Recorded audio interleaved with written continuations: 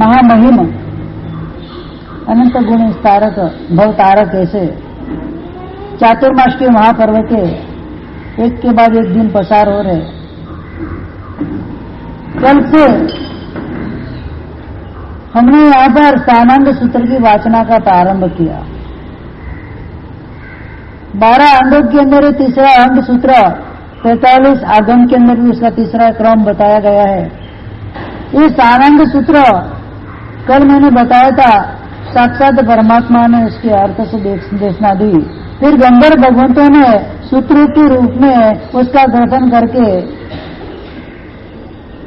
जब परंपरा के अंदर आए साधु भगवान, उनकी पाठ परंपरा के अंदर सुधर्मा स्वामी भगवान के शिष्य स्वरूप में जम्बू स्वामी, तो जम्बू स्वामी को वाचना देते हुए सुधर्मा स्वामी यहाँ पर फरमा रहे, यहाँ पर मैं तेरे को जो बताऊंगा जम्बू, वो मेरे मन की कोई बात नहीं है।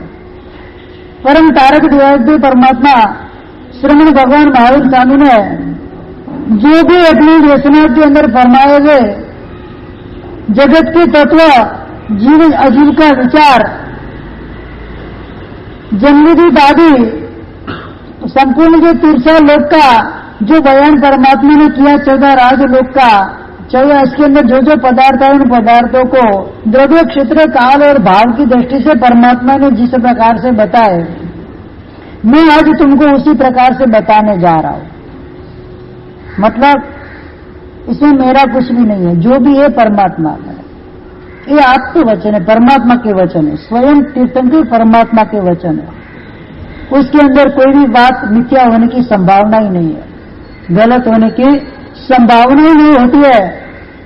पहले काल के अंदर ये जो आगम सूत्र थे, 4 अनुयोगों के द्वारा आगम सूत्रों के अर्थ समझे जाते थे, उसको पढ़े जाते थे, बहुत कठिन पड़ता था।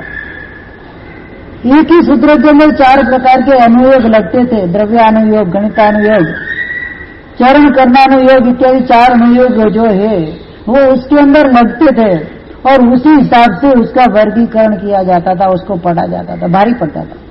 एक ही चीज को 4 रीते समझनी हो आसान है और उसको याद रखना कठिन पड़ जाता है। तो यहाँ पर 4 द्वारा से ये जो अनुयोग के द्वारा आगम पढ़े जाते थे पहले, फिर आगे कालक्रम से जीवों के अंदर बुद्धि की हीनता आने से इतनी सरलता से वो समझ नहीं पाते थे। तब जाके पूज्यता दारे रक्षित सूर्य जी महाराजा ने 4 अनुयोगों में अलग अलग किया।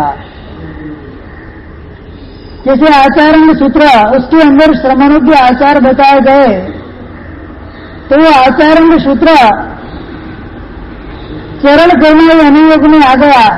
चरण यानी कि चारित्र, करण यानी कि क्रिया, चरण करना अनुयोग में उसको लिया जाता है आचार्य सूत्र को, क्योंकि प्राय करके उसके अंदर अनुयोगों का बयान, आचारों का बयान किया गया है। अब ये स्थानांग सूत्र इसके अंदर जगत के तत्वों को बताएंगे, द्रव्यों को बताएंगे। जैसे 1 द्रव्य क्या है, 2 द्रव्य क्या है, 3 द्रव्य क्या है, इस प्रकार से 10 द्रव्य तक की बातें 10 स्थान में ये स्थानांग सूत्र बता गया।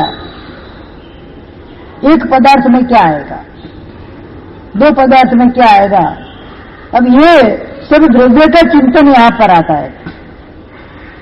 द्रव्यों का चिंतन आने से उसको द्रव्यानुयोग मुख्य रूप से कहा जाता है।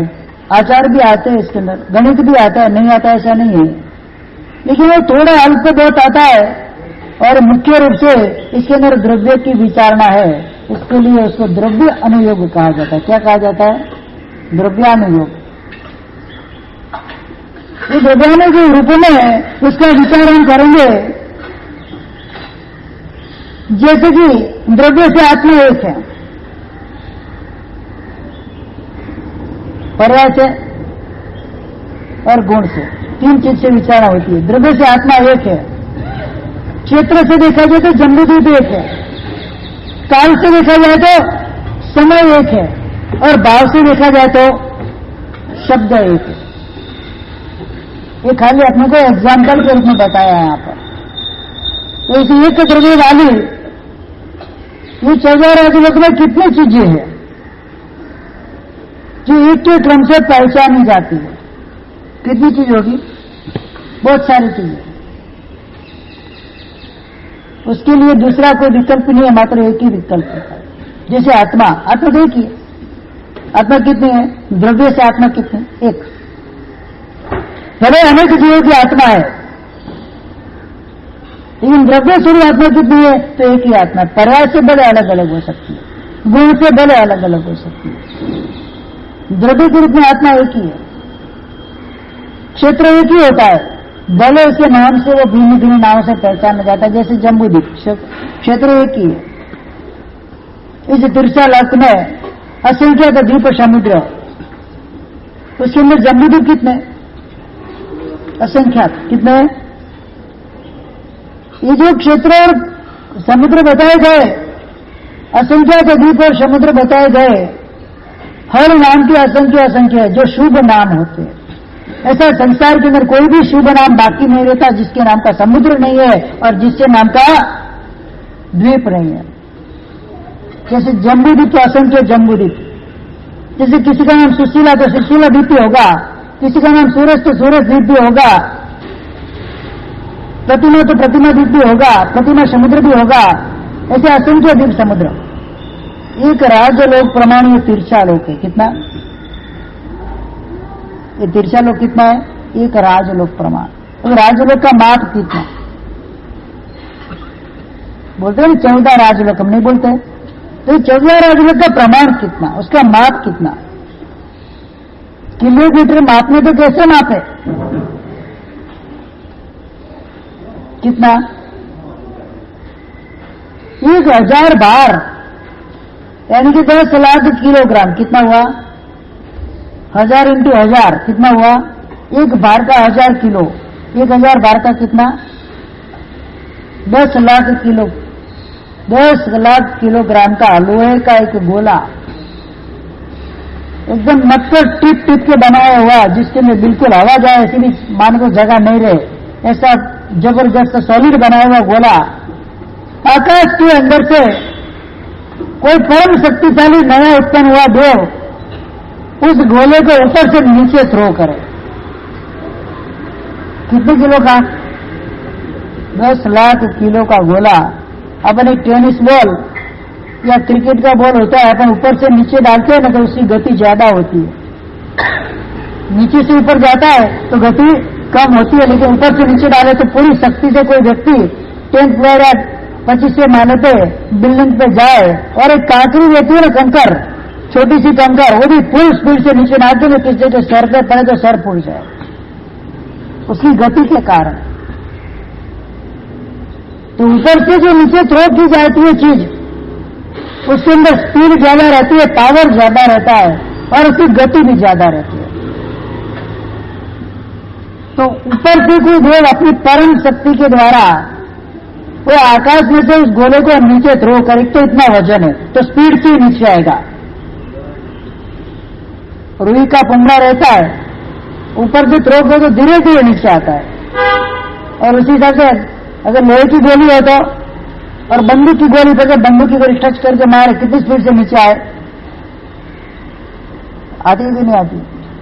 तो इससे तो कई गुना ज्यादा स्पीड से इतने वजन वाला गोला, कितना बड़ा गोला हो जाता है, 10 लाख किलो का कितना हो जाता है? ये गोला ऊपर से नीचे थ्रो करता है जीव, देव की ताकत से, अपने मनुष्य की ताकत से नहीं। वो गोला सतत 6 महीना 6 दिन 6 मुहूर्त 6 पल 6 घड़ी जो भी है, उतने समय तक वो नीचे तरता ही रहे सतत, बीच में कोई रुकावट नहीं हो। और उतने समय के अंदर वो गोला जितना अंतर काटे, कितना काट सकता है, कितने योजन जा सकता है, कितने किलोमीटर जा सकता है, उसकी कंपैरिजन कर सकते हैं अपन? एक मनुष्य भी डाले में तो करोड़ों करोड़ों योजन निकल जाए 6 महीने में, कितना निकल जाए? तो देव डाले तो वो भी परम बुद्धि वाला देव, युवान होता है, नया उत्पन्न होता हुआ देव, जैसे अनुत्तरवासी देव होता है, परम बुद्धि वाले, परम शक्ति वाले रहते हैं। ऐसे देव अपनी शक्ति से उसको नीचे की तरफ थ्रो करे, 6 महीने तक सरता तो वो लगातार वो गला नीचे पड़ता रहे, उतरने जितना अंतर काटे उस अंतर का नाम है एक राजलोक। कितना अंतर है, उस अंतर का माप बताया एक राजलोक। ऐसे 14 राजलोक प्रमाण ये लोक बताया। बीचों बीच मध्य में एक राजलोक प्रमाण है तीर्षालोक, और उस तीर्षालोक के मध्य में ये जो जम्बूद्वीप बताया क्षेत्र से जम्बूद्वीप है 1 लाख योजन प्रमाण। 1 योजन मतलब कितना, 4800 किलोमीटर, कितना 3200 माइल इज इक्वल टू 1 योजन। 3200 इंटू 1.5 कितना हुआ 48।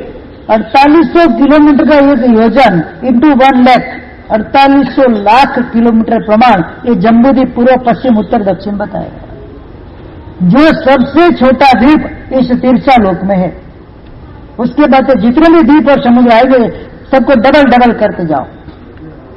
जैसे लवण समुद्र तो 2 लाख योजन का, इसके बाद आया धात्रीखंड 4 लाख योजन का, इसके बाद कालोगति समुद्र आया 8 लाख योजन का, इसके बाद पुष्कर द्वीप आया 16 लाख योजन का, इसके बाद पुष्कर समुद्र आया 32 लाख योजन का।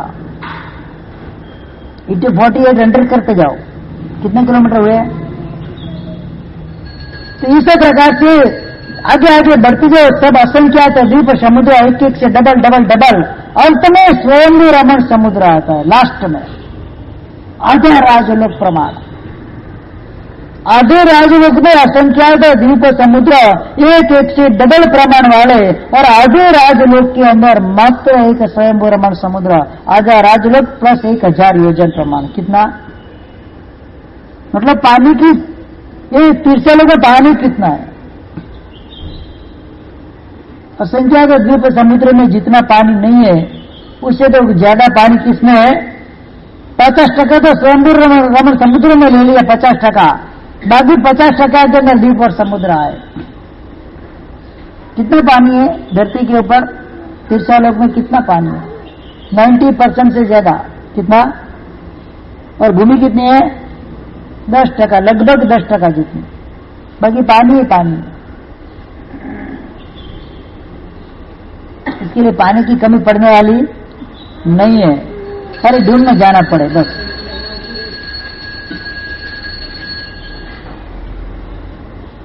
तो ये 14 राजलोक का माप बताया। इतना बड़ा 14 राजलोक, हमारी आत्मा उस 14 राजलोक के अंदर लोक एक है। कितना है, ये सब बातें आएंगे आगे। उस 14 राजलोक के अंदर एक भी आकाश प्रदेश बाकी नहीं है जिस आकाश प्रदेश के अंदर हमारे जीव ने अनंत बार जन्म मरण नहीं किया हो।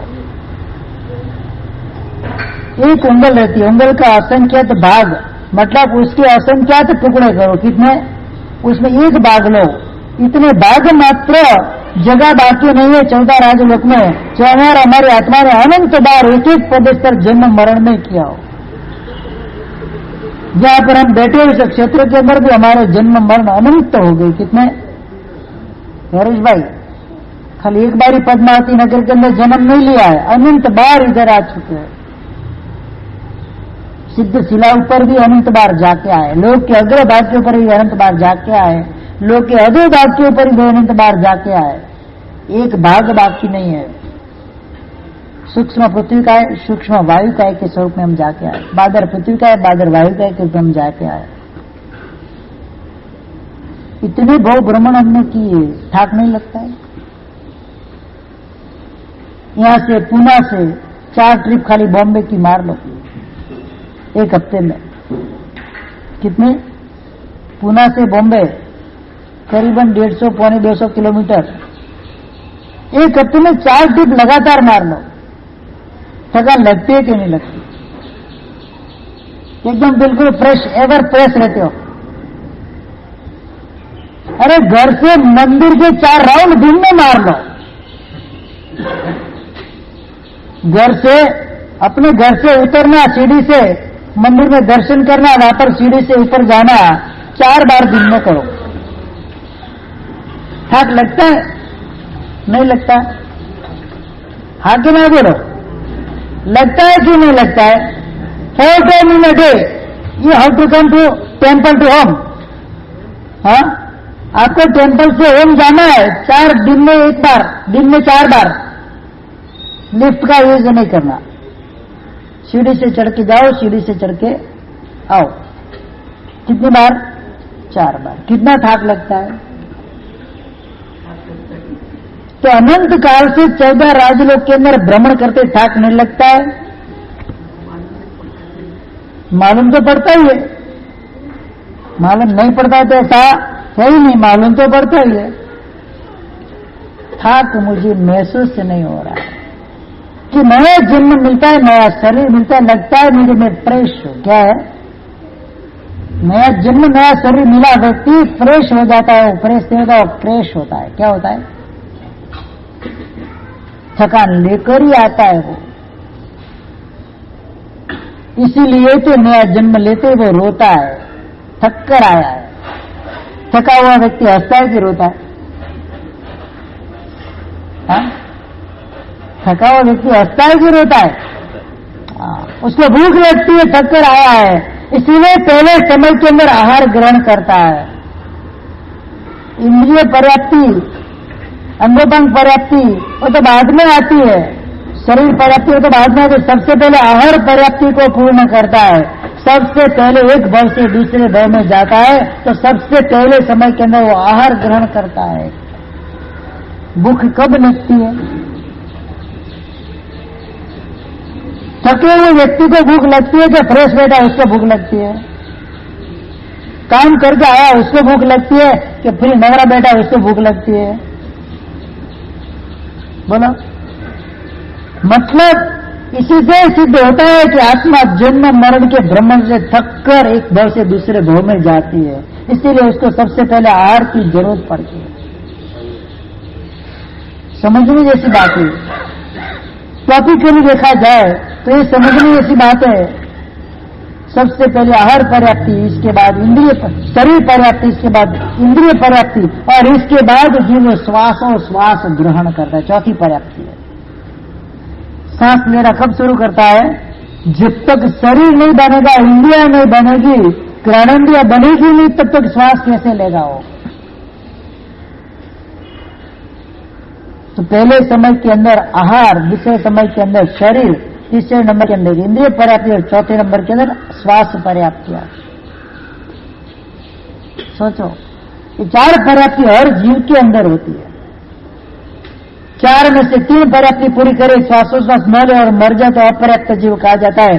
पर्याप्त जीव के अंदर कंपलसरी 4 पर्याप्ति होती ही होती है। चाहे सूक्ष्म निगोद का जीव हो, चाहे बादल का जीव हो, चाहे सूक्ष्म निगोद से लेकर पंचेंद्रिय संज्ञी पंचेंद्रिय तक का कोई भी जीव हो, जब तक 4 पर्याप्ति पूर्ण नहीं करता मिनिमम, तब तक वो पर्याप्त जीव कहलाता नहीं है। मतलब कंप्लीट पर्याप्ति मतलब क्या है? वो पूर्ण जीव नहीं कहलाता, अपूर्ण जीव कहलाता है। हम पूर्ण है कि अपूर्ण है? मनुष्य के लिए 6 पर्याप्ति बताई। आहार, शरीर, इंद्रिय, पद्धति, आण पाण भाषमण। आहार, शरीर, इंद्रिय, आन पान के श्वासोश्वास, भाषा और मन। बोलो 6 मिल गया कि नहीं मिल गया? मन से सोच सकते हैं, भाषा से बोल सकते हैं, श्वास आदि ग्रहण कर सकते हैं, शरीर और इंद्रिय परिपूर्ण है, आहार भी ग्रहण कर सकते हैं। That maybe are complete with this पर्याप्ति। बराबर ना? आप उस पर्याप्ति के साथ कैसे हो? कंप्लीट हो चुके हो। मतलब अब आपको हर प्रकार की फैसिलिटी आपके पास उपलब्ध है। आप हर कुछ कर सकते हो, ना सोच भी सकते हो, कार्य कर भी सकते हो, किसी को बोल सकते हो, समझा भी सकते हो, खाना भी खा सकते हो, इधर उधर भाग भी सकते हो, जा भी सकते हो। और इसके अंदर सबसे पहले दूसरे नंबर के अंदर त्रस्तपना आपको प्राप्त हुआ। मतलब आप अपनी मर्जी से यहां से यहां जा सकते हो। कर्मों के हिसाब से सब चलता है।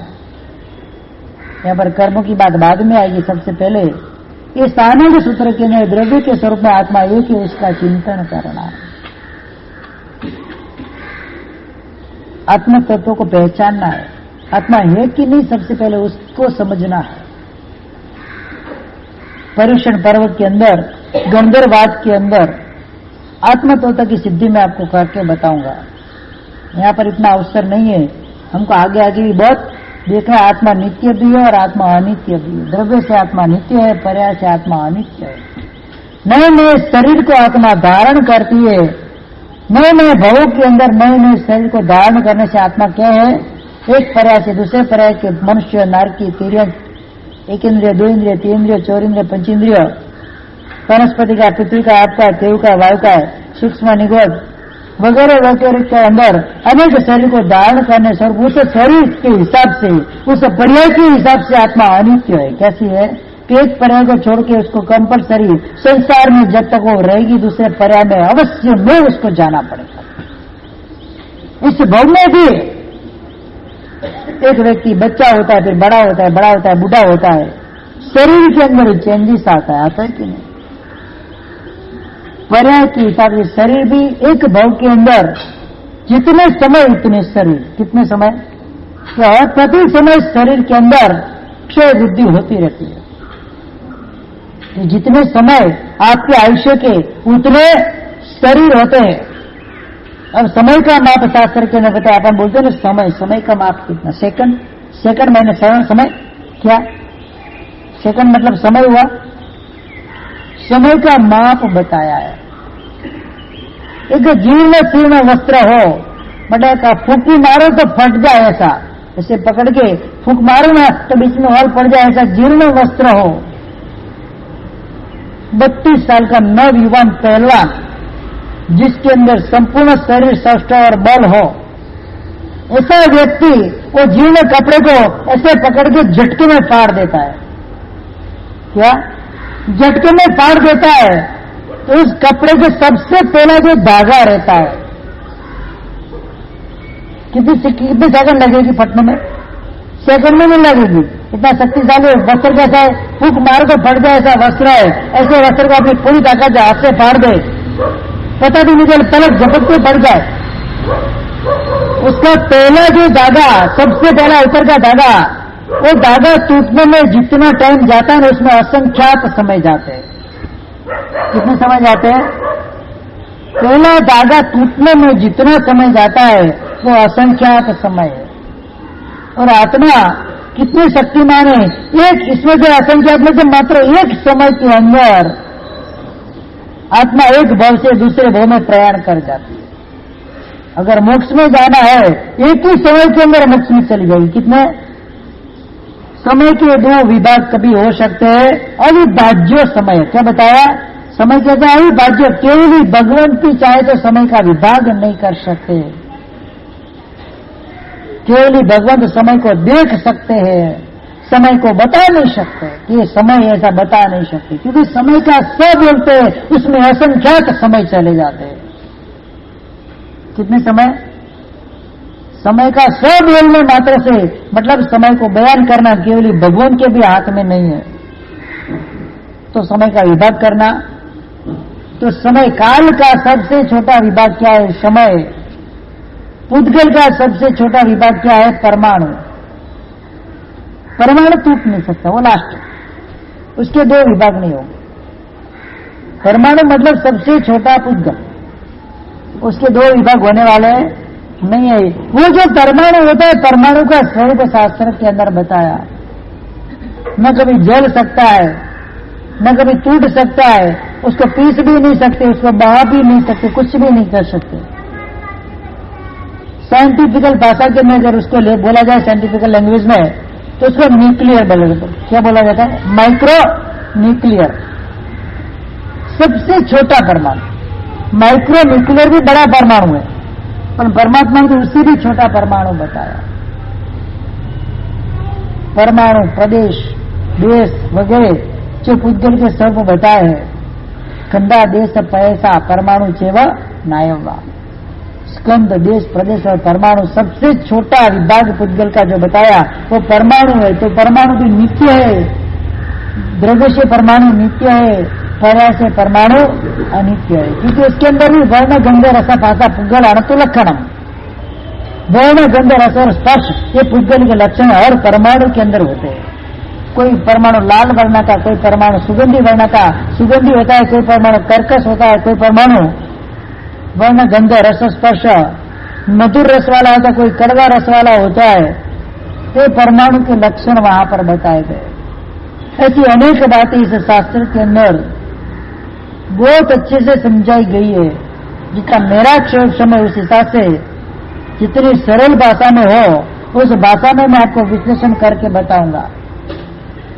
फिर मेरा समय नहीं चलेगा तो वहां मैं स्टॉप हो जाऊंगा कि वहां मेरी चलने वाली नहीं है, कई मिथ्या प्ररूपणा नहीं हो जाए, उसका हमको पूरा ध्यान रखना है। इसके लिए इसी प्रकार से एक एक चीजों की यहां पर बातें की जाएगी। आज का विषय भी हमने क्या रखा है, वस्तु तत्व का ज्ञान। वस्तु क्या चीज समझना है। मैं जो कार्य कर रहा हूं, जिस प्रकार से कर रहा हूं, जहां जाकर कर रहा हूं, जिस समय में कर रहा हूं, मैं कर रहा हूं कि कार्य हो रहा है। वस्तु अपने अपने स्वभाव को बदलती है, जैसे शरीर अपने स्वभाव को बदलता है, हर वस्तु अपने स्वभाव को बदलती है। हम कुछ नहीं करते। उसके अंदर द्रव्य क्षेत्र काल भाव 4 निमित्त पाए जाते हैं। 5 कारण का समवाय होता है, पंच समवाय कारण। सबसे पहला भवितव्यता, पुरुषार्थ, कर्म वगैरह 5 कारण बताया है। उन 5 कारणों में से एक भी कारण की गैर मौजूद में कोई कार्य व्यक्ति कर सकता नहीं। ये 5 कारण साथ में ही रहते। भूल गया मैं 5 कारण का नाम। भवितव्यता, काल स्वभाव भवितव्यता, पुरुषार्थ और कर्म। क्या उचित काल होता है तो ही कार्य होता है, उचित स्वभाव होता है उसके योग्य तो ही वो स्वभाव में। जैसे कि इस काल के अंदर अग्नि वर्षा की संभावना नहीं है तो इस स्वभाव तो 5वें चौथे आरे में वगैरह में अग्नि वर्षा होती नहीं है, लेकिन छठे आरे में अग्नि वर्षा हो सकती है। वहां पर रुक्ष काल है तो स्वभाव आया, काल भी रुक्ष आया। भवितव्यता, मैं जो कर रहा हूं मैं कर रहा हूं ऐसा नहीं, मेरी भवितव्यता के अंदर ऐसा लिखा है इसलिए मैं वो कार्य कर सकता हूं।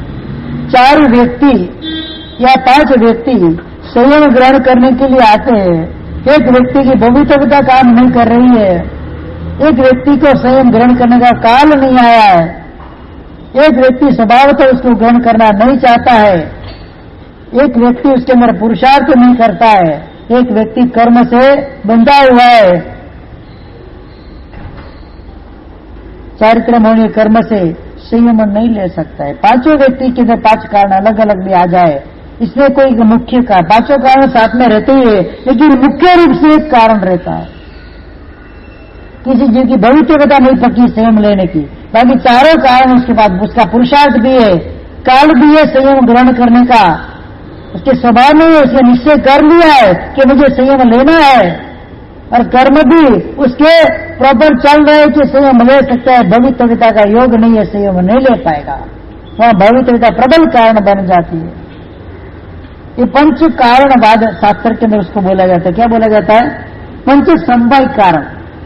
5 कारण का समय होता है तो ही कार्य होता है, इसके अलावा कार्य होता नहीं है। इसमें से किसी एक कार्य की गैरहाजिरी कार्य को परिपूर्णता को ले जाती नहीं है, वो समझना है हमको। मतलब मैं कर रहा हूं, ये जो मन के अंदर हम ठसाकर बैठे हैं, मैं परिवार चला रहा हूं, मैं बच्चों का पत्नी वगैरह का पालन पोषण कर रहा हूं, मैं ये कर रहा हूं, मैं वो कर रहा हूं, हमारी ये मिथ्या भ्रमणा है। क्या है? मैं तो खाली निमित्त हूं, मैं कुछ नहीं कर पा रहा। 5 कारण जब इकट्ठे होते हैं तब सामने वाले व्यक्ति का कार्य होता है। मैं तो खाली निमित्त मात्र हूं, पथदर्शक हूं। क्या हूं?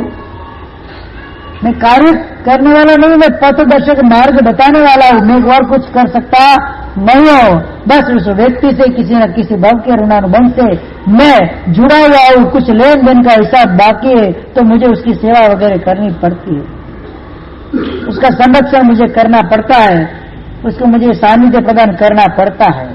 मैं करता हूं ऐसा कभी सोचना भी नहीं। क्यों नहीं? कुछ भी नहीं कर सकते। कोई व्यक्ति किसी के लिए कुछ भी कर सकता नहीं है जब तक सामने वाले व्यक्ति के अंदर उस चीज को ग्रहण करने की, पाने की योग्यता नहीं पकेगी। हम कुछ भी करें वो कर पाएंगे नहीं। हॉस्पिटल के अंदर जाते हैं कोई व्यक्ति, रोगी व्यक्ति को लेकर, पूरी प्रबल पुरुषार्थ हम कर लेते हैं, फिर भी जब तक उसकी साता वेदनीय कर्म का उदय नहीं होगा वो व्यक्ति ठीक नहीं होगा। चाहे डॉक्टर दवाई दे दे, आप भी उसकी सेवा कर लो, शुश्रूषा कर लो, ऑपरेशन वगैरह कुछ भी जो भी डॉक्टर बोले करा लो, जब तक उस व्यक्ति के साता वेदनीय कर्म उदय में नहीं आएंगे, असाता वेदनीय कर्म उसके कटेंगे नहीं, तब तक वो व्यक्ति ठीक होने वाला नहीं। हाँ, कर्म दबता है, क्या करता है, दवाई वगैरह के निमित्त कारणों से वो कर्म को थोड़े समय तक दबाया जाता है,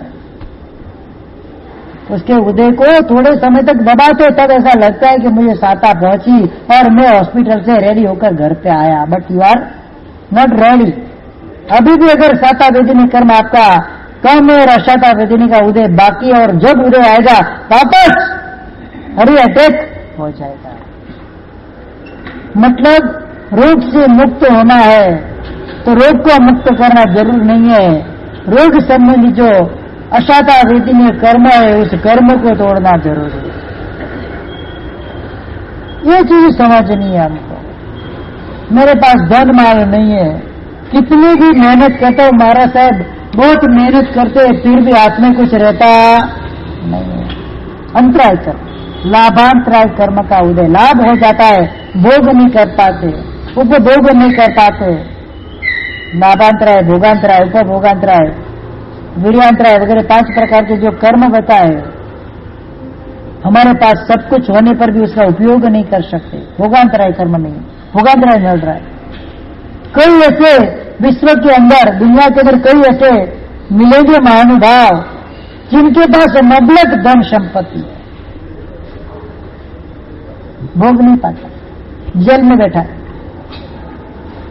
होता है कि नहीं होता, हॉस्पिटल के बिछौने में पड़ा हुआ है, इतनी संपत्ति होने पर भोग नहीं पाता है। भोगांतराय कर्म नहीं, उपभोगांतराय कर्म नहीं।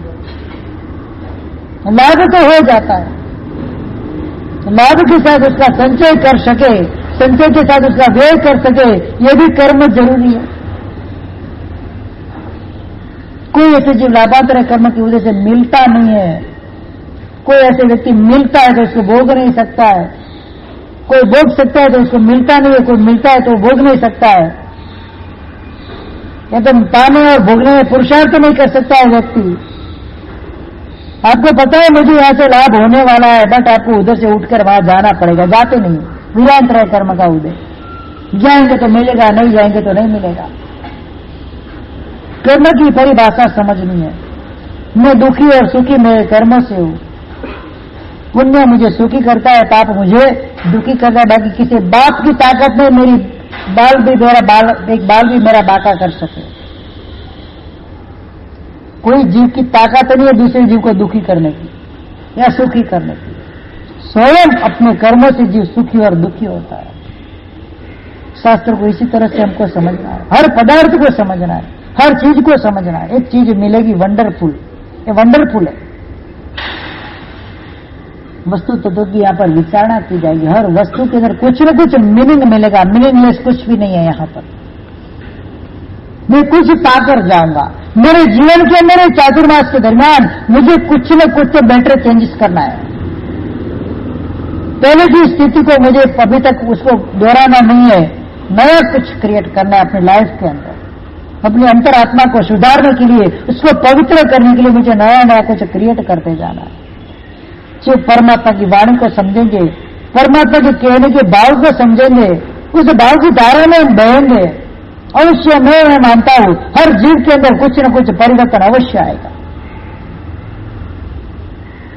History will repeat again. इतिहास का पुनरावर्तन होता ही करने वाला चाहिए, मेहनत उसमें पुरुषार्थ करने वाला चाहिए। हम इतिहास भी बदल सकते हैं, बदलने वाले है नहीं है। कर्म को भी बदल सकते हैं, अपने ग्रह दशा को भी चेंज कर सकते हैं। कर्म ग्रह के अनुसार चलते, ग्रह कर्म के अनुसार चलते। चंद्र प्रकृति सूत्र के अंदर बताया, व्यक्ति के अगर शुभ ग्रह उदय में होते, शुभ ग्रह होते तो शुभ कार्य में जाता है, अशुभ ग्रह का उदय होता है, अशुभ ग्रह उसके जीवन में अगर प्रवेश कर लेते हैं वैसे उसका दनक पनक निकल जाता है। तो ग्रह भी काम करते हैं वहां पर। कोई मानते हम तो ग्रह दशा को मानते नहीं है, कुंडली वगैरह को मानते नहीं है, नहीं मानने वाले दुखी होते कि फॉरेन वाले कहाँ मानते हैं कुंडली, सब मानते, उनके पास भी एस्ट्रोलॉजी है, वो भी मानते, अलग अलग प्रकार से एस्ट्रोलॉजी बताई। तो ग्रह दशा भी इसके अंदर कर्म को शुभाशुभ करने के लिए ग्रह दशा भी निमित्त बनती है वहां पर। अगर ग्रह दोनों चीज होती है, निमित्त बनती भी है, नहीं भी बनती है। देखते कर्म जब प्रबल हो तो ग्रह दशा साइलेंट हो जाती है, जब कर्म थोड़े ऐसे वैसे हो तो ग्रह दशा लाउड हो जाती है। दो जुड़वा भाई होते, दो विद इन 2 सेकंड दोनों का जन्म हुआ है, कुंडली तो एक ही आएगी, फिर भी उनके जीवन के अंदर, उनके कल्चर के अंदर, उनके स्ट्रक्चर के अंदर आकाश पाताल का डिफरेंस आता है कि नहीं आता है? एक जीव महाज्ञानी बन जाता है, दूसरा जीव महामूर्ख बन जाता है, एक मोटा होता है, एक दुबला होता है, एक लड़का होता है, एक लड़की होती है, एक ही समय में दोनों का जन्म हुआ है, कोई फर्क पड़ने वाला नहीं। तो वहां पर उसे पुण्य और पाप कार्य करते हैं। पूरे भाव के अंदर जो भी पुण्य पाप का उसने संचय किया, उस हिसाब से उसको शरीर आदि नाम कर्म 153 प्रकार की नाम कर्म की प्रकृतियां, ऐसे 158 प्रकार की कर्म प्रकृतियां, उस प्रकृति का जिस समय जिसका उदय आता है उस समय उस व्यक्ति के अंदर ऐसा परिवर्तन आता है। मतलब हर व्यक्ति सुखी होना ही चाहिए, हर व्यक्ति दुखी होना ही चाहिए, ये पॉसिबल नहीं है। अपने अपने कर्मों के अनुसार, कर्मानुसारिणी गति, क्या बताया शास्त्र के अंदर? गति कर्मानुसारिणी, मेरे जैसे कर्म होगा मुझे उसका वैसा ही फल मिलेगा। कर्म को काटने के लिए जब तक उसका उदय नहीं हो जाता है तब तक कोई भी प्रकार के बारी से बारी चिकने से चिकने कर्म भी हम काट सकते हैं। एक बार अगर वो उदय की अवस्था के अंदर आ गया, फिर तीर्थंकर परमात्मा की भी ताकत नहीं कि उस कर्म को काट सके, उनको भुगतना अवश्य पड़ता है। जब तक उदय में नहीं आता है, जब तक वो कर्म साइलेंट पीरियड में रहता है, तब तक उस कर्म को हम तोड़ सकते हैं, उसको नाश कर सकते हैं, सब बिल्कुल साफ कर सकते हैं। एक ही झटके के अंदर स्त्री और बाल की हत्या करने वाला, गो हत्या करने वाला, ब्राह्मण की हत्या करने वाला, वो बड़े प्रहरी का जीव कितने क्लिष्ट परिणाम से वो तलवार चलाता होगा। सगर्भा ब्राह्मणी के ऊपर उसके पेट के ऊपर तलवार मार के उसे 2 टुकड़े कर दिए, अंदर से गर्भ निकला 2 टुकड़ों में। गाय सामने, गाय का गला काट दिया, ब्राह्मण सामने आया, ब्राह्मण का गला काट दिया। कितनी क्रूरता के साथ उसने हिंसा की होगी, कल्पना कर सकते हैं? भयंकर कलुषित परिणाम वाला, मतलब ऐसे जो निकाचित कर्म बांध लो ऐसा जीव, एक बार नहीं करोड़ों करोड़ों बार साथी नरक में उसको जाना पड़े, इस प्रकार का भयंकर क्लिष्ट कर्म उसने बांधा होगा कि नहीं बांधा? बट वो कर्म अब तक उदय में नहीं आया, तब तक 6 महीने के अंदर उसने पुरुषार्थ कर लिया, संयम ग्रहण किया परमात्मा के पास, संकल्प किया, अभिग्रह किया। जब तक कोई मेरे पाप मुझे याद कराए तब तक मुंह में अन्न जल का दाना छीटा भी डालना नहीं है। और जिस नगर के अंदर वो लूटफाट करता था, हत्या करता था, उस नगर के द्वार के ऊपर जाकर खड़ा रह गया वो काशक ध्यान के अंदर, क्योंकि एक घर भी बाकी नहीं जिस घर को उसने परेशान नहीं किया हो, खून हत्या चोरी वगैरह के द्वारा। जो भी होता है उसको तिरस्कार करे, तूने मेरे भाई को मार दिया, तो मेरा धन लूट लिया, पाप याद कराया। उस दिन अन्न जल का त्याग नहीं वापरना पॉसिबल नहीं। 6 महीने में कोई याद नहीं करा, ऐसा पॉसिबल है? कोई नहीं कराएगा याद कराया, पाप उसने पूर्व में किया, पाप को याद कराया, उस दिन अन्न जल ग्रहण नहीं करना। 6 महीने निकल गए, 6 महीने के 24 उपवास। आखिरकार ऐसी शुक्ल ध्यान की धारा के अंदर चढ़ गया वो जीव, केवल ज्ञान को पा गया। भयंकर हत्यारा, लुटेरा, डाकू 6 महीने के अंदर अपने कर्मों को काटकर केवल ज्ञान का कौन सा कर्म बाकी रह गया? मोहनीय कर्म गया, अंतराय कर्म गया, ज्ञानावणीय दर्शनावणीय गया, 4 घाती कर्म गए वहां पर। अब क्या बाकी? 4 महीने 6 महीने अंदर में खड़ा रहा वहां पर, केवल ज्ञान की प्राप्ति करके मोक्ष में चला गया। मतलब अभी तक कर्म बांधे थे, उसका उदय काल चालू नहीं हुआ था। उसके पहले जड़ सलाह पुरुषार्थ, सॉलिड पुरुषार्थ, हर कर्म को तोड़ सकते। निकाचित कर्म भी होते हैं, दो प्रकार के निकाचित कर्म बताए, शिथिल और दृढ़ निकाचित। जो दृढ़ निकाचित कर्म होता है सॉलिड हो गया, उसको भुगते बिना छूटता नहीं है। लेकिन जो शिथिल निकाचित होते ढीले, उसको तोड़ सकते हैं तप आदि के माध्यम से, तप ध्यान योग के माध्यम से। उस कर्म को भी हम तोड़ सकते हैं, पुरुषार्थ के माध्यम से तोड़ सकते हैं। तोड़ने की बात तो पहले रही, पहले कर्म बंधे, उसकी बात उसके पहले सोचना है। बंद समय चित चेती उदय सो संताप। जब कर्म बंद करते तो विचारणा करनी चाहिए। जब कर्म उदय में आए तो हंसते मुंह से सहन करो। मुझे रोग आएगा, कैंसर आ गया, no problem, I will accept it. मुझे कर्म खपाने का जबरदस्त अवसर मिला है, अब कोई हाय रोय नहीं कर रहे। मेरा धन चला गया, ठीक है चला गया, मेरे कर्म में नहीं था, कोई अफसोस नहीं है। घर में से कोई व्यक्ति चला गया, घर में से कोई विशेष धन चला गया, रूप चला गया, मेरा अफसोस नहीं। क्या अफसोस करने जैसे भी ठीक है, पर्याय खत्म हो गया, निकल गया व्यक्ति। होता है कि नहीं होता? जहां अफसोस करेंगे नए कर्म का बंद होगा अर्थ ध्यान के द्वारा। अर्थ ध्यान होता है कि नहीं होता है? नहीं, अर्थ ध्यान नहीं करना, चलेगा, गया तो गया। समय के अंदर सावधान रहना। अर्थ ध्यान के अंदर गिर जाएंगे हम तो हमारे नए कर्म का बंद होगा। नहीं करना, व्यक्ति विशेष हो, वस्तु विशेष हो, द्रव्य विशेष हो, मेरा कार्य हुआ नहीं हुआ अफसोस नहीं, हुआ तो बेटर है, नहीं हुआ तो अफसोस नहीं, उसका अभी समय नहीं पका होगा, परिपाक नहीं हुआ होगा, नहीं हुआ कार्य। शास्त्र पढ़ते हो ना तो इतनी स्थिरता हृदय के अंदर आनी चाहिए। ऐसे शास्त्र पढ़े जाते हैं नहीं है। कल महाराज साहब ने मेरे को बोला तू कितना स्थिर है। आकस्मिक घटना होने पर भी मन चलाना नहीं हुआ। कल मैंने प्रवचन इधर आके दिया, रात को 3 बजे से मैं जगा हुआ था। कितने बजे से आपको पता चला? कल का प्रवचन सुनकर पता चला आपको? नहीं चला। 3 बजे से मैं जगा हुआ था, सोया नहीं था, आज भी पलक बंद नहीं की थी मैंने। फिर भी एक मेरा जो कर्तव्य, मेरी फर्ज है, मुझे उसको बराबर निभाना है। सब सीखना है, बहुत सीखना है। जीवन के अंदर आगे बढ़ने के लिए हमें बहुत सीखना है, खूब सावधान रहना है। ये जब सीख सकते हैं ना तो ही कार्य हो सकता है। धर्म के अंदर आगे बढ़ना है, शाश्वत सुख को पाना है। अरे हम तो क्या सहन करते, पूर्व के महात्माओं ने क्या क्या सहन किया है। जलते अंगारे सिर के ऊपर पड़े रहते हैं और छुरी से चमड़ी काटता है जीव की, वहां पर भी क्या समकालीन। तेरे को प्रतिकूल हो तो मुझे बोलना, तुझे जैसे अनुकूल हो मैं से खड़ा रहो, कि मेरे शरीर के अंदर हड्डी और मांस चमड़ी के अलावा दूसरी कोई चीज नहीं है। कंदक शरीर महाराज की बात आती, कंदक मुनि की। मेरे शरीर के अंदर हड्डी और चमड़ी के अलावा कुछ नहीं, पूरी चमड़ी हड्डी से चिपक गई है। तू बोल भाई कैसे खड़ा रहूं ताकि तुझे प्रॉब्लम नहीं हो चमड़े उतारने में। ये समता साधक महापुरुषों की समता थी। ख्याल आया हरीश भाई? इस चीज को हमको अंडर एस्टिमेट कभी नहीं करना। मेरे जीवन के अंदर बहुत, मेरे आत्मा के अंदर अनंत शक्ति पड़ी है, अनंत शक्ति वाली आत्मा है, खाली उसको भुलाना जरूरी है।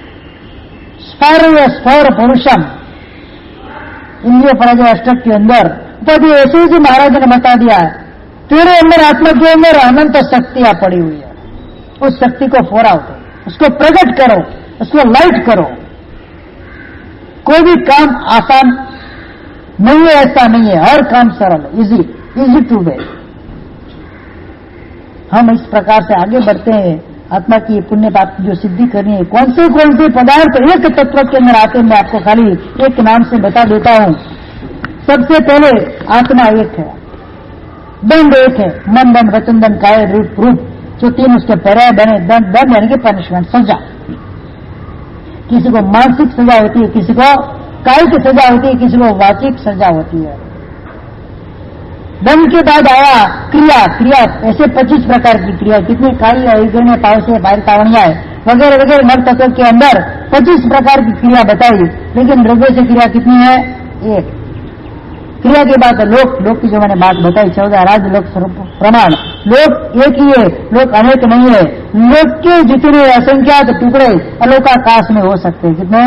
अनंत लोकाकाश, अनंत टुकड़े लोक के जो इतना बड़ा अलोकाकाश बना हुआ है, जिसके अंदर मात्र आकाश के अलावा कोई तत्व नहीं है, धर्मास्तिका नहीं है, अधर्मास्तिका नहीं, कुछ भी नहीं है। ये लोक के प्रमाण अनंत टुकड़े, अनंत लोक एक अलोकाकाश में समा जाए इतने होते, तो लोक यहाँ पर एक बताया अलोक, अलोक भी एक है। लोक के सिवा का जितना भी भाग क्या है अलोक है, अलोक एक है, धर्म भी एक है। भले धर्म के प्रकार विभिन्न हो सकते हैं क्रिया के हिसाब से, बट धर्म नेचर क्या है? धर्म यानी कि नेचर स्वभाव एक ही है, और धर्म भी एक। अलग अलग कैटेगरी के हिसाब से अलग अलग अधर्म हो सकते, नहीं हो सकते ऐसे नहीं है, बट अधर्म स्वरूप से अधर्म क्या है? अधर्म यानी कि पाप, धर्म यानी कि पुण्य। पाप पुण्य भी आएंगे, लेकिन उसकी अपेक्षा से नहीं। धर्म यानी कि जो व्यक्ति सत्क्रिया करता है वो धर्म है, जो व्यक्ति दुष्क्रिया करता है उसका नाम क्या है? अधर्म है। बंध एक प्रकार का कर्म का बंध आत्मा भले 158 प्रकृति का बंध करता है, लेकिन बंध एक ही प्रकार से होता है। मोक्ष तो एक ही है शुद्ध शिला के ऊपर।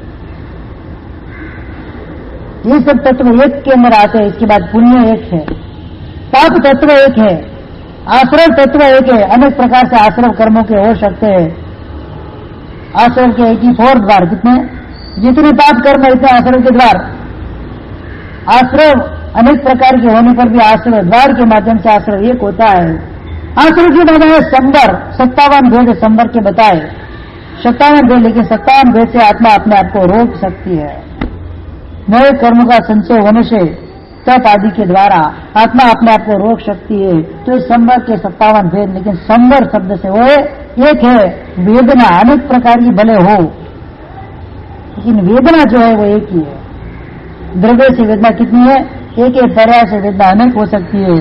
किसी को आंख की वेदना आती है, किसी को मन की वेदना आती है, किसी को कोई बोले उसकी पीड़ा वेदना होती है, किसी को कोई मारे उसकी पीड़ा, काय की पीड़ा हो सकती है, किसी को कोई रोग की पीड़ा होती है, किसी को धन वगैरह मिले नहीं मिले इसकी लालसा की पीड़ा होती है, किसी को ईर्ष्या की पीड़ा होती है। किसकी होती है? उसके पास इतना मेरे पास नहीं है, उसके पास ये है मेरे पास वो नहीं, दुखी होता है। वेदना मतलब क्या हुआ है? जीव नारक का चिंतन करते करते दुखी होता जाता है। जो उसको मिलने वाला नहीं है, मिलता नहीं है और मिलेगा नहीं, ऐसी अवस्था के अंदर उसको पता है, फिर भी उस चीज को पाने की चीज के अंदर वो इतना अर्थ ध्यान के अंदर चला जाता है और खुद को वो दंड करता है, वो पीड़ा करता है, वेदना करता है। मुझे पता है मेरी कैपेसिटी नहीं है कि मुझे यहाँ से जाकर हाइड पार्क के अंदर या किसी अच्छी बिल्डिंग में मैं फ्लैट ले सकूं, मेरी इतनी कैपेसिटी आज भी नहीं है और कल भी होने की कोई संभावना नहीं है। फिर उस चीज का चिंतन करके मैं दुखी क्यों? सुख में आत्मा वो होती है जितना मिला उसके अंदर सुख मानकर, जितना मिला इतना सुख मानकर उसके अंदर आनंद से जो रहती है ना, वही आत्मा सुखी है। सबको सब कुछ मिल जाए ऐसी सृष्टि में कोई संभावना नहीं है। अपने अपने कर्म के अनुसार उसको ऊपर नीचे ज्यादा कम वो मिलता रहता है। चिंतन क्यों करना? टेंशन क्यों कर? चिंता मत करो, चिंतन करो। मुझे नहीं मिला, ठीक है, पूर्व भाव के अंदर मैंने कोई ऐसे पाप कर्म के बंद किए होंगे तो नहीं मिल रहा है, मिल रहा है तो कोई पुण्य कर्म का उदय होगा पूरे भव में, कोई द्रव्य आदि के द्वारा मैंने कोई दान भक्ति वगैरह की होगी तो उसके माध्यम से मुझे मिला है, तो मिले उसका गम नहीं, न मिले उसका गम नहीं और मिले उसका आनंद नहीं। दोनों अंदर स्थिति प्रज्ञ रहना है, चित्त प्रज्ञा समभाव से रहना है। अगर ऐसा हम करेंगे, मैं मानता हूं कभी जीवन में दुख आएगा ही। दुख आता नहीं है, दुख को सामने से जाकर हम क्रिएट करते हैं। क्या करते हैं? दुख आता नहीं है, उसको हम क्रिएट करते हैं। उसको दुख मानकर उसकी पीड़ा को हम अपने अंतरात्मा के अंदर क्रिएट करते हैं। अरे मुझे ऐसा नहीं मिला, मुझे उसने ऐसा बोल दिया, इतना मेरे पास से चला गया, नया स्कूटर लाया था, एक्सीडेंट हो गया, पुद्गल का सौदे सड़न गलंगर विध्वंसन हो गया, तो क्या करना फिर? इसके पीछे रोने बैठना? कि रोना धोना नए नए कर्मों को बंद कराता है। शौक मोहनीय कर्म बोलते हैं इसको, क्या बोलते हैं, 9 कषाय में आता है। भय शौक जुगुप्सा, नए नए कर्म का बंद कराता है वो। मिला तो हर्ष नहीं, नहीं मिला तो गम नहीं, जो है वो स्थिति चलता रहता है। ये भव की स्थिति है, उस स्थिति के अनुसार इस संसार की स्थिति है, संसार की अवस्था ही ऐसी है। कोई व्यक्ति कभी सुखी नहीं हो सकता है परमानेंट के लिए, कोई व्यक्ति कभी दुखी नहीं होता है परमानेंट के लिए।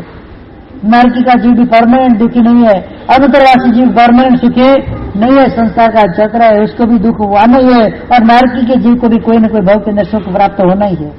परमानेंट दुखी सुखी होता है कोई नहीं होता। कुछ काल के लिए भले हो सकते हैं, कुछ समय के लिए भले हो सकते हैं, कुछ बड़े के लिए बड़े हो सकते हैं, कुछ अवस्था के अंदर सुखी दुखी बड़े हो सकते हैं। परमानेंट कोई जीव कभी सुखी दुखी हो सकता नहीं। परमानेंट सुख मानो तो मात्र मोक्ष में है, वहां पर दुख का लेस नहीं है। बाकी संसार के अंदर जो भी संसारी जीव है दुख तो उसको रहता है। सिमंदर साहब भगवान सुखी के दुखी, जो आज केवली अवस्था के अंदर तीर्थंकर स्वरूप के में विराजमान है, वो सुखी है कि दुखी? बोलो, वो सुखी के दुखी, उनको सुख भी है उनको दुख भी है। दुख मतलब शरीर की काया का हलन चलन करना, वो भी एक प्रकार का दुख है, करना पड़ता है कि नहीं करना, दुख उनको भी लगती है। क्षुधा रोगी में उनको भी सताता है, उनके भी 4 कर्म अभी बाकी है, उनको भी अवश्य भुगतना है, उनकी भी मृत्यु होनी है। दुख है कि नहीं? लेकिन सुख की मात्रा ज्यादा होने से दुख दिखता नहीं। क्या? सुख की मात्रा ज्यादा होने से दुख दिखता नहीं है। दुख की मात्रा ज्यादा होने से सुख नहीं दिखता है, दुख की मात्रा ज्यादा होने पर सुख नहीं दिखता, सुख की मात्रा ज्यादा होने पर दुख नहीं दिखता है। गुण वृद्धि होती है। गुण स्वरूप सुख होता है तो मुख्य स्वरूप दुख होता है, गुण स्वरूप दुख होता है मुख्य स्वरूप सुख हो जाता है। क्योंकि सुख और दुख दोनों हमेशा व्यक्ति के जीवन के अंदर, जीव के जीवन के अंदर हमेशा साथ में चलते हैं। कभी इसका पल्ला भारी, कभी इसका पल्ला भारी। हाइड पार्क में रहने वाले को कोई दुख नहीं है, भिखारी को कोई सुख नहीं है, उसको भी सुख है। उसके बाद 7 बच्चे, संतान, उसकी संतान सुख उसके बाद प्रबल है। हाइड पार्क में रहने वाला अभी तक एक भी संतान नहीं है, दुखी है संतान से। बोलो, दोनों में सुखी कौन और दुखी कौन? संपत्ति वाला दुखी के संतान वाला दुखी? बोलो संदीप भाई, जिसके पास संपत्ति ज्यादा वो दुखी, सुखी की जिनके पास संतान ज्यादा है वो सुखी। जिसके पास संपत्ति नहीं है वो दुखी, कि जिसके पास संतान नहीं है वो दुखी? इसका जवाब नहीं मिलेगा, इसका जवाब मिलने वाला नहीं है। व्यक्ति की सोच उसको सुखी या दुखी करती है, उसकी धारणा उसको सुखी या दुखी करती है, और उस हिसाब से जीव का जीवन चलता है। चेंज योर थिंकिंग, सोच को बदलो। कभी भी सोच को नेगेटिव स्तर पर मत लेके जाओ। हर अवस्था के अंदर पॉजिटिव चिंतन। ठीक है, हो गया, बहुत अच्छा हुआ। पॉजिटिव, जिस दिन नेगेटिव के अंदर लेके जाएंगे पूरे घर के अंदर नेगेटिविटी फैल जाएगी, हर व्यक्ति नेगेटिव सोचने लगेगा। एक बार एक व्यक्ति का मन पॉजिटिव हो जाता है तो उसके साथ कनेक्टेड हर व्यक्ति का मन क्या हो जाता है? पॉजिटिव बन जाता है। और उसका मन नेगेटिव है तो हर व्यक्ति का जीव मन कैसा बन जाएगा? और नेगेटिव बनेगा। कि जो नेगेटिव जो ऊर्जा होती है, वेग रेस जिसको बोलते हैं, उसके मन में से निकलते हैं जिससे मन को असर करते हैं। पॉजिटिव थिंकिंग हमेशा रखना, जो भी हुआ अच्छा हो। भगवत गीता के अंदर एक सूत्र बताया गया, जो हुआ अच्छा हुआ, जो होता है अच्छा होता है, जो होगा वो भी पॉजिटिव। हर अवस्था के अंदर बनो। खुश रहना, मुंह पे स्माइल लाना न लाना हमारे हाथ में है। क्या? गाल को लाल करना न करना वो हमारे हाथ में नहीं, लेकिन अपनी स्माइल, मेरी स्माइल मेरी खुद की है। क्या? मेरी खुशी मेरी खुद की है, मेरे अंतरात्मा से निकलती हुई वो खुशी है, दूसरे से उधार ली हुई खुशी नहीं है। हमेशा हंसता ही क्यों नहीं रहूं? क्यों गन्ने डूबू? रोतल चेहरा लेके जाऊंगा, कोई काम मेरा होने वाला नहीं है। हंसता चेहरा लेके जाऊंगा, कोई काम रुकने वाला नहीं।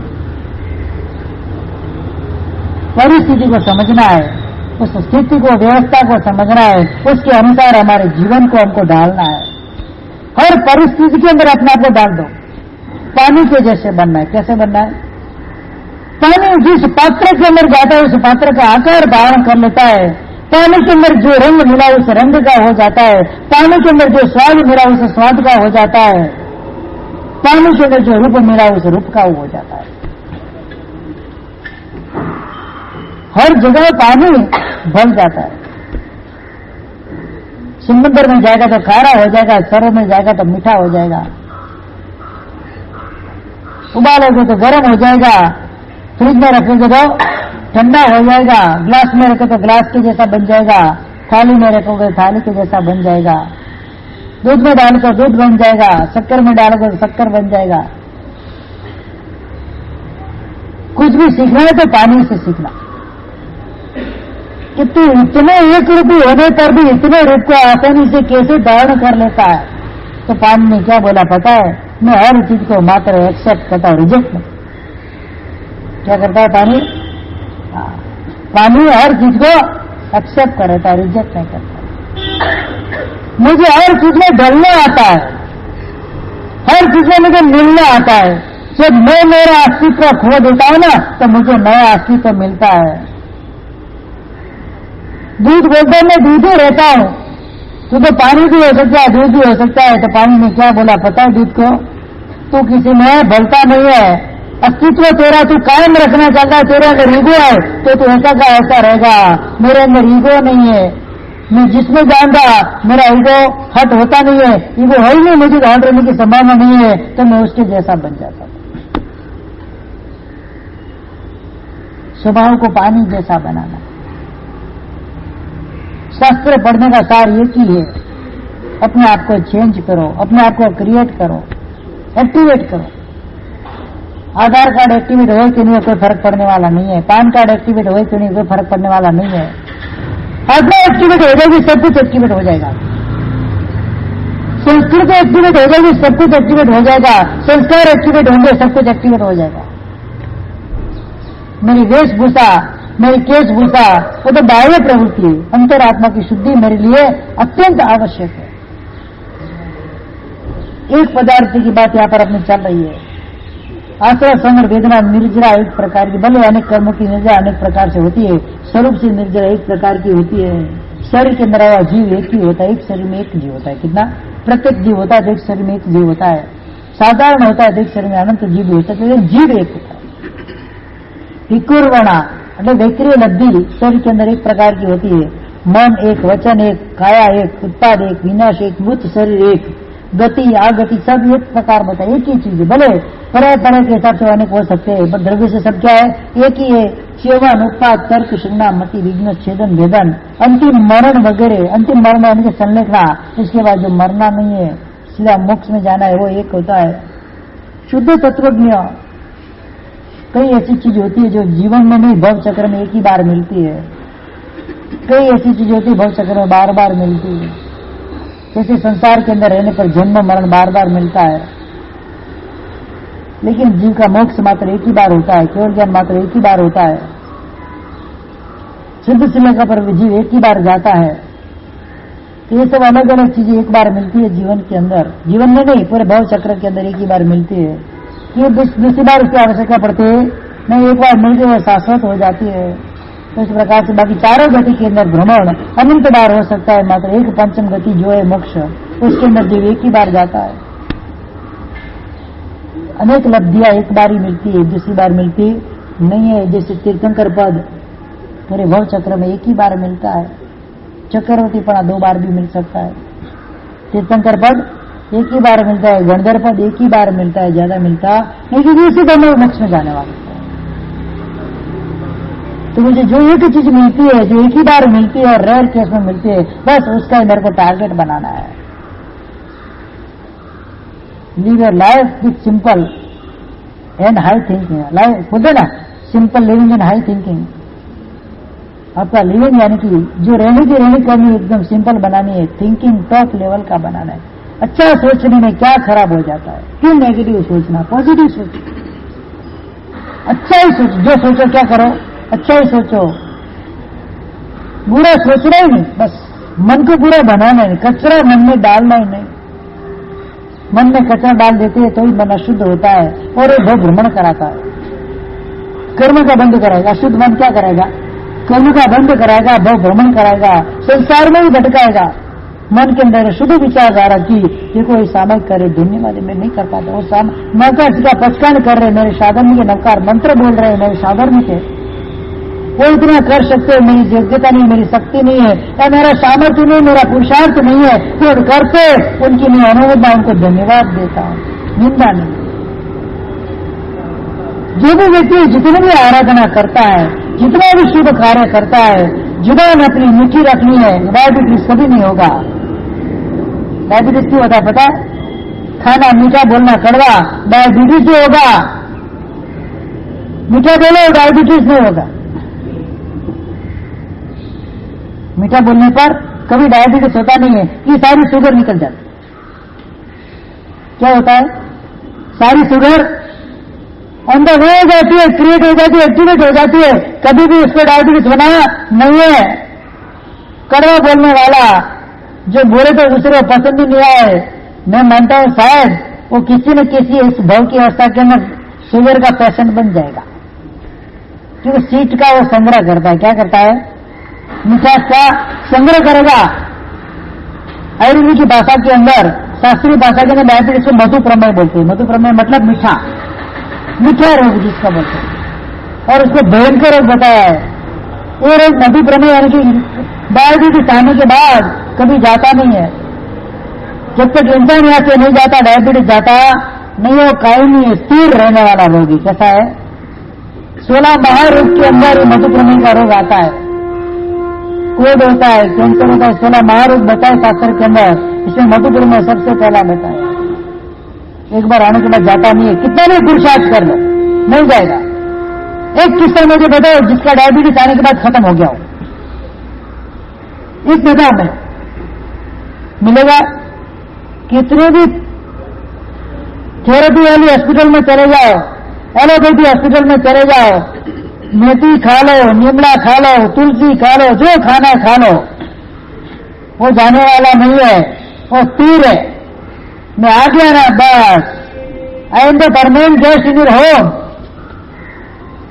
आगे आज नहीं जाऊंगा, कितना भी धक्का मारो सहन करूंगा, लेकिन जाऊंगा नहीं।